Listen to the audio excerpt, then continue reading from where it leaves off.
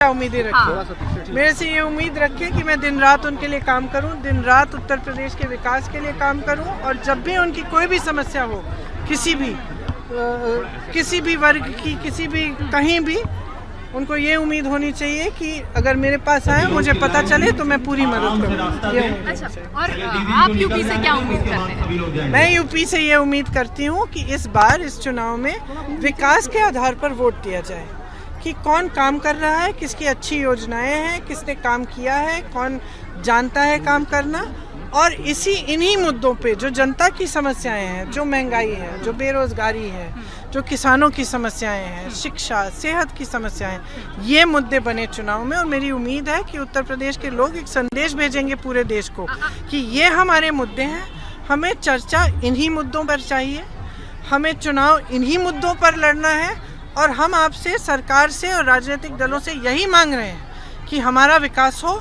हमारा भविष्य मजबूत। प्रियंका जी, सवाल बात करते वो आदर्श राजनीति की बातें हैं, लेकिन उससे वोट मिलते हैं क्या? हम चाहते हैं कि आदर्श राजनीति, देखिए, आदर्श राजनीति पर के आधार पर ये देश बना है, ये देश आज़ाद आदर्श राजनीति के आधार पर बना है। तो जिस तरह से आप लोग हमेशा मेरे से ये सवाल करते हैं जैसे कि आदर्शवादी राजनीति कोई अच्छी चीज़ नहीं है, नहीं, कोई ऐसी चीज़ है कि भाई ये इसकी तो जगह ही नहीं रही हमारे देश में, ये क्या बात हुई? ये एक लौता देश होगा पूरी दुनिया में जिसकी जो स्वतंत्रता संग्राम था वो इतने आदर्शों पे लड़ा गया, और बिल्कुल बगैर किसी अहिंसा से लड़ा गया। तो ये आप कैसे पूछ सकती हैं कि इस देश में ऐसी राजनीति सफल होगी कि नहीं? ज़रूर होगी, ये तो जनता पर निर्भर है। जनता को मन बनाना पड़ेगा कि क्या वो ऐसी राजनीति चाहते हैं। और आप लोग मीडिया में भी बहुत बढ़ाते हैं, कहीं पे किसी ने विधायक खरीद के सरकार बना दी, आप तो ऐसे दिखा रहे हैं मीडिया पे जैसे बहुत बढ़िया चीज़ कर ली उन्होंने। एकदम गलत चीज़ है, नहीं होनी चाहिए। तो आप भी अपने आदर्शों को देखिए ना। परंपरा चल रही है ना प्रियंका जी, तो सालों से होता आ रहा है, जहाँ से कहावत शुरू हुई हरियाणा गया राम से, वो तो उस वक्त कांग्रेस में वो परंपरा चली आई है। नहीं, ये कांग्रेस, मैं माफी चाहती हूँ, कांग्रेस की कभी परंपरा नहीं रही है जिस तरह से आज भाजपा की सरकारें कर रही हैं। कभी कांग्रेस की ये परंपराएं नहीं रही हैं, और हम अपने आदर्शों पे हमेशा चले हैं, और आदर्शों पे आज चल रहे हैं। इसीलिए इतनी बड़ी विचारधारा की लड़ाई है भाजपा और कांग्रेस के बीच में, क्योंकि हम आदर्शों पर चल रहे हैं और क्योंकि हम झुकते नहीं हैं, हमें दबाया नहीं जा सकता।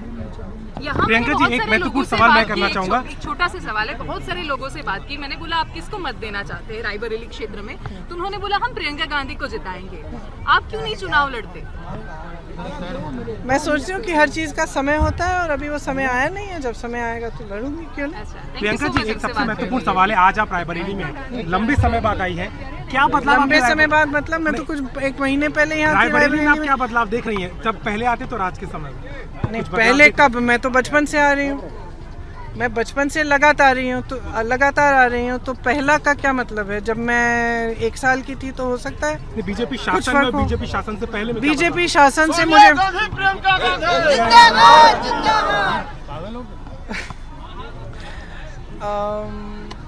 बीजेपी शासन में मैंने फ़र्क ये देखा है कि रायबरेली को तो पूरी तरह से नकारा गया, क्योंकि यहाँ पे ये जो भी हमने प्रोजेक्ट शुरू किए थे, चाहे वो एम्स हो, चाहे कोई और प्रोजेक्ट हो, वो तो सबसे पहले तो ये उनको बंद करने का काम किया गया।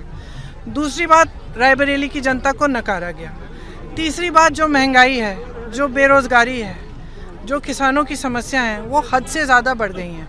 आप मुझसे मत पूछिए, आप कहीं भी जाके किसी भी दुकानदार से पूछ लीजिए, किसी भी किसान से पूछ लीजिए, किसी भी नौजवान को पकड़ के पूछ लीजिए कि भाई तुम्हें रोज़गार मिला, तुम्हारी ज़िंदगी बेहतर हुई है कि नहीं 5 सालों में। मैं दावे के साथ कह सकती हूँ कि पिछले 5 सालों में एक भी यहाँ पे ऐसा जवाब आपको नहीं मिलेगा जो कहेगा कि पिछले 5 सालों में मेरी ज़िंदगी बेहतर हुई है।